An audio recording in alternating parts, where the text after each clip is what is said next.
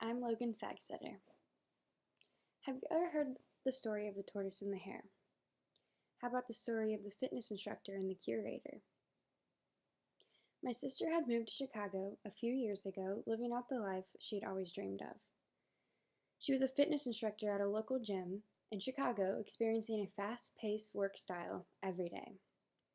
Her high energy was a perfect characteristic for this job. When she wasn't at work, she was walking all over the city, sightseeing or visiting friends. Her and her friends would go to the bars at night, get little sleep, and go to work again in the morning, not caring about being tired. My sister could never sit still even if she tried. Every minute of every day, she was jam-packed with plans. She loved this lifestyle, and she would boast about how great it was to anyone who lived a relaxed and boring lifestyle. She had a favorite coffee shop that she went to every morning before she rushed off to work. One morning, she caught the eye of a man sitting at one of the window seats, sipping on his coffee while he read a book that lay on the table in front of him.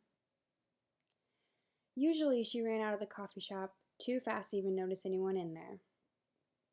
This man had dark, silky hair that rested on his forehead just enough so you could see his eye shape.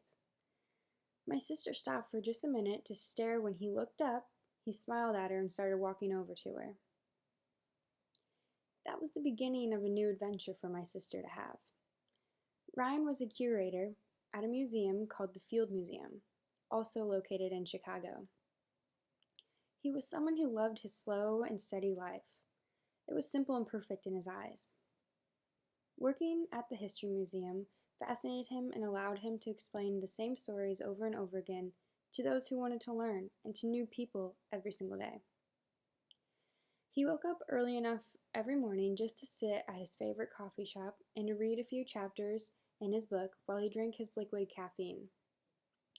After work, he walked home and made a home-cooked meal for himself. He watched the news and eventually would fall asleep just to start another routine day. He didn't need to be busy every second of every day. He had all that he needed. Soon, Ryan and Caitlin would go on dates and start to fall for one another. He invited her to his house so that he could cook dinner for her. They would sit and chat for hours at a time. She took him to Navy Pier once and they rode on a speedboat that flew on the lake. He took her to the museum he worked at and showed her all of his favorite displays. They both wanted to share their lives with each other and all that came with it. Now keep in mind that Caitlin was one who would jump off of a cliff just to get the thrill out of it, while Ryan was someone who would look to see what the weather would be like every morning and plan his daily routine from there. My sister started thinking that his steady-paced lifestyle was slowing her down and she wasn't experiencing everything she needed to. She thought he was stuck too much in the old times. After all, he was a history museum curator. This became a problem until one day she realized just how wrong she actually was. She realized that she was forgetting to appreciate the little things in life, such as reading a book that took a few days to finish, maybe even a few weeks, or sitting in a coffee shop just to hear all the different noises and to smell all the sweetness in the air. Ryan taught my sister to slow down and appreciate all the little things that mean the most. She realized that slow and steady truly does win the race.